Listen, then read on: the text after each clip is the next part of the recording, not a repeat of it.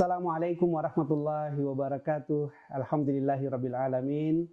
Wassalatu wassalamu ala Rasulillah Muhammadin sallallahu alaihi wasallam wa ala alihi wa sahbihi ajma'in. Sahabat Rauda dimanapun Anda berada, senang sekali kita bisa berjumpa kembali pada kesempatan ini di podcast Raudah Wisata. Dan kita kembali akan berbincang-bincang dengan tamu istimewa kita Al-Mukarram Bapak Haji Asrul Asistaba. Assalamualaikum warahmatullahi wabarakatuh. Waalaikumsalam warahmatullahi wabarakatuh. Sehat Pak? Alhamdulillahirabbil alamin.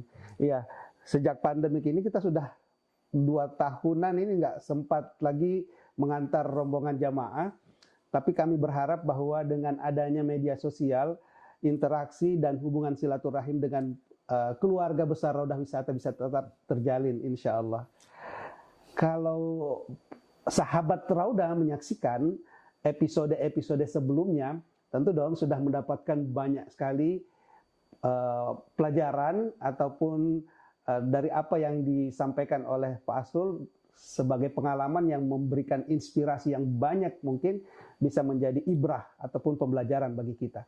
Nah, pada episode kali ini kita ingin mengulik pengalaman-pengalaman spiritual beliau, termasuk juga mungkin pengalaman jamaah, tetapi bisa menjadi pelajaran bagi kita selama kurang lebih 8 tahun ya Pak Asrul ya. 94 sampai dari tahun 86 sampai 94 di tiga utama pada saat itu.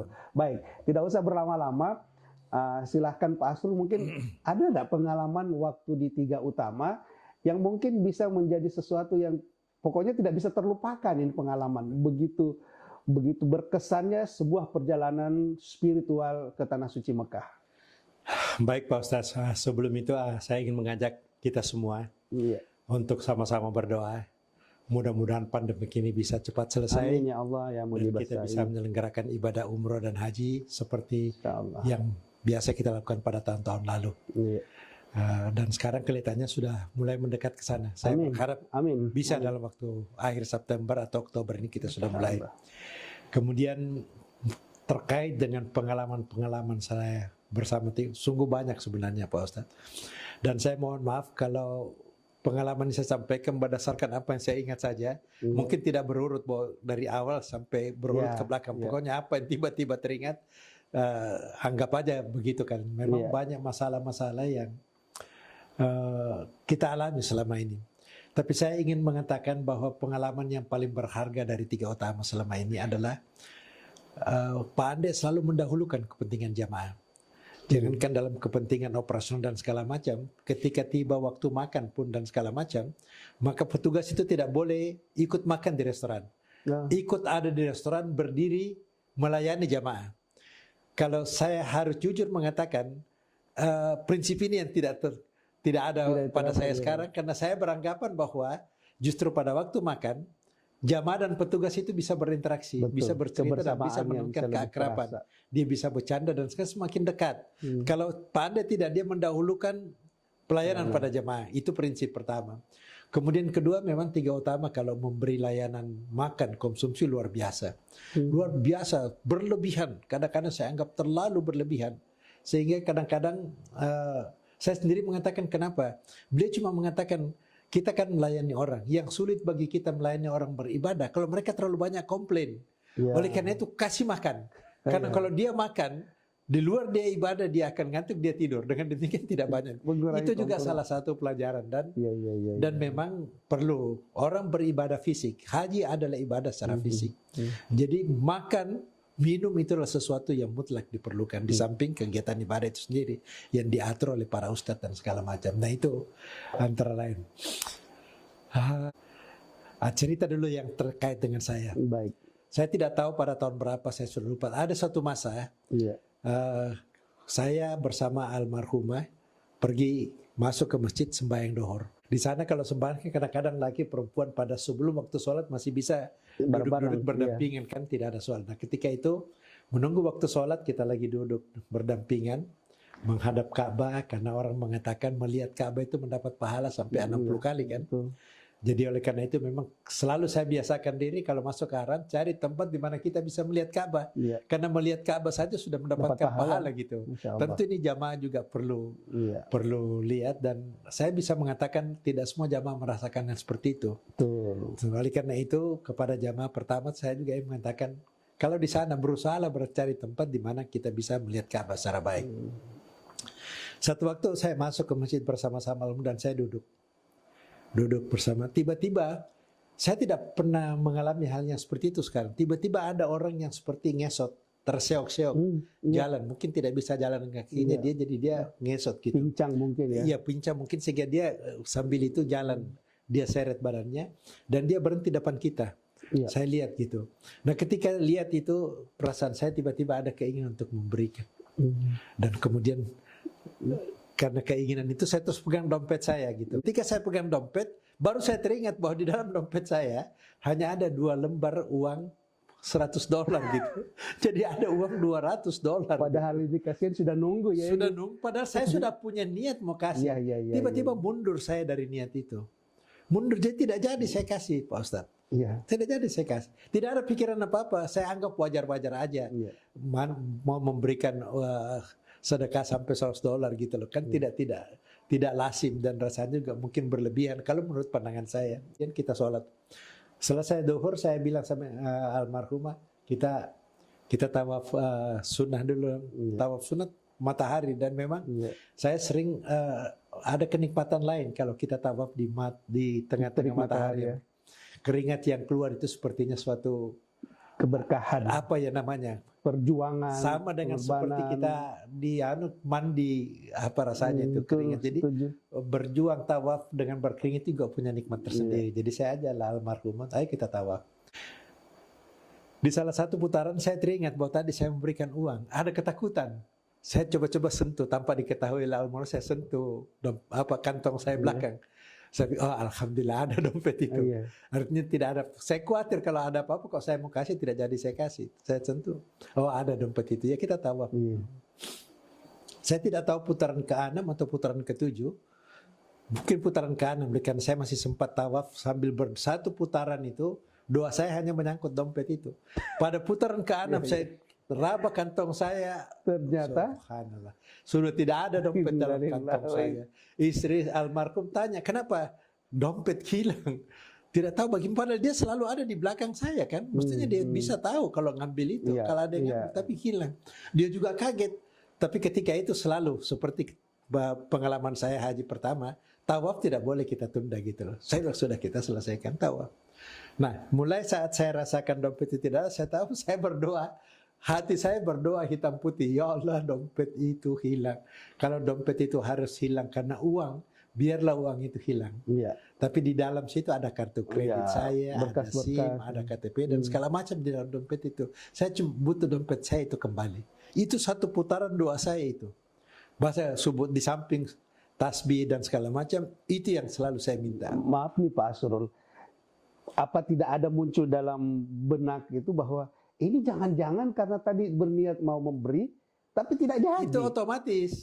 Itulah. Sehingga hati saya pun selama tawaf itu, saya pikir bodoh amat saya. Kalau itu saya kasih, $100 itu tentu couplingnya bagus di surga gitu. Kalau ngasih uang 5 real, ya mungkin dapat sedikit-sedikit aja. Betul. Cium baunya surga aja. Ini juga yang jadi pelajaran nih bagi kita semua. Itu yang saya ingin. Hikmahnya. Saya selalu berpikir, aduh kalau saya kasih tadi luar biasa. Padahal $100 itu kalau tahu dicari bisa dapat dari mana aja gitu. Nah, akhirnya diuji oleh Allah. Ya akhirnya dengan saya bilang kalau uang itu yang, tapi kan saya juga berpikir, jangan sampai sumbernya duit ini kan kita tidak tahu pas. Betul. Saya dalam kegiatan kan kita bisa saja kita dapat hukuman atau kita dapat cobaan, kita tidak tahu. Sebagai pribadi kadang-kadang kan kita biasa mengingkari kita punya kelemahan. Padahal sebenarnya kita tidak mungkin mengingkari itu. Kita pasti tahu ada yang salah dalam diri kita gitu. Kan salah satu hal yang saya bisa dalami selama kita itu tidak bisa mendustai diri kita sendiri. Kita mesti tahu kalau kita pernah berbuat salah. Nah, doa itulah, kesadaran itulah yang mewarnai tawaf saya satu putaran. Selesai putaran ke-7, seperti biasa saya aja almarhumah kita berdoa di Multasam. Di Multasam saya kembali berdoa meminta dompet itu dikembalikan saya. Ya Allah, dompet itu yang saya butuhkan karena di situ ada kartu-kartu lain. Nah, setelah kita berdoa di Mu'tasyam, kita mau keluar, kan kita terus keluar untuk ngambil jalan. Terus saya bilang sama almarhumah, kita lewat Hijri Ismail. Ya, biasanya kalau ada Karena barang di Ismail hilang, kan, dia taruh di atas itu ya, dompet betul, gitu. betul. Kalau ada Jalanlah kita, tercecer. kira-kira 1 meter dari Hijri Ismail, saya lihat dompet saya itu paling atas. Dompet itu, itu dompet saya. Saya langsung mendekat, ada askar berdiri di situ, biasa dia ada yang itu berdiri. Saya bilang dompet saya, dia ambil itu dompet, dia buka.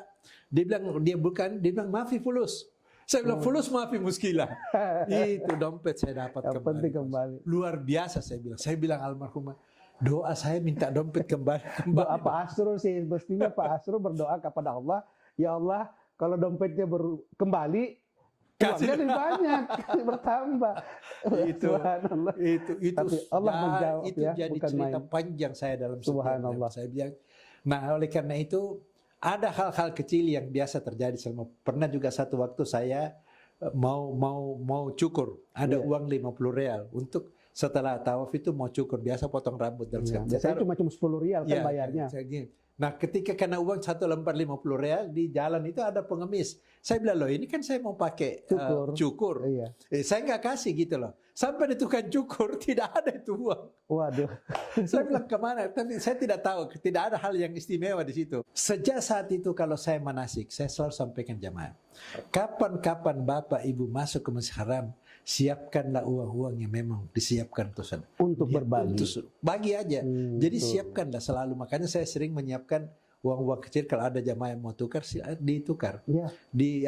Jadi begitu ada orang, ada niat hati, jangan tunda. Kasih aja gitu loh. Tidak mungkin tiba-tiba niat itu ada kalau tidak ada yang gerakkan gitu. Betul. Jadi jangan menunda satu kebaikan. Hal lain yang saya bisa, kalau ada kebaikan dalam diri kita, jangan pernah tunda. Pasti kita akan menyesal gitu loh. Menyesal dengan cara apapun. Nah itu yang sering saya sampaikan pada jamaah-jamaah. Kan selama 8 tahun, hampir tiap tahun saya selalu aja ada cerita yang menarik, ada cerita yang bernada lucu, tapi selalu saya kaitkan bahwa memang di balik kejadian selalu ada hikmah. Sudah dikatakan, kan melakukan perjalanan ini adalah sesuatu ibadah yang dianjurkan kepada kita. Supaya dalam perjalanan kita melihat tanda-tanda kebesaran Allah Subhanahu wa Ta'ala. Apa saja, sengaja atau tidak sengaja, kita tahu bahwa memang alam yang luar biasa ini diciptakan oleh sesuatu yang luar biasa. Tidak akan gampang gitu loh, menghirup udara dan segala macam. Itu pelajaran-pelajaran kecil yang tentu Pak Ustadz lebih tahu ayatnya. Kalau saya tanya Pak Ustadz mungkin bisa baca, saya nggak bisa. Saya kan nggak tahu, tapi saya rasakan bahwa memang itu ada, dakwah itu ada. Baik Pak Asrul.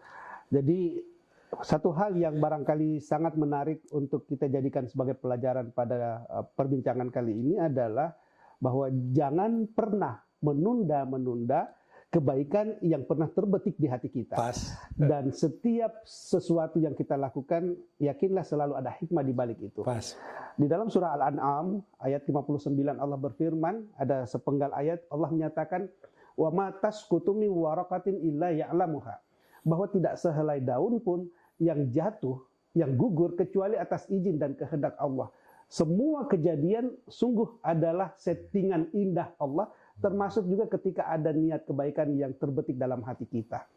Saya yakin banyak cerita-cerita lain nih Pak Asrul, tapi satu hal yang pengen sekali kita dengarkan, pengalaman Pak Asrul dalam melayani jamaah.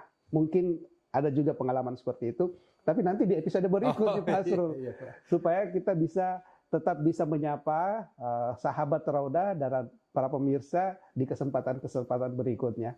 Sekali lagi terima kasih Pak Asrul, sehat selalu insya Allah. Mudah-mudahan semuanya bisa mengambil ibrah dari perjalanan ini, dari perbincangan yang kita sampaikan, dan jangan lupa jaga kesehatan dan jangan lupa bahagia.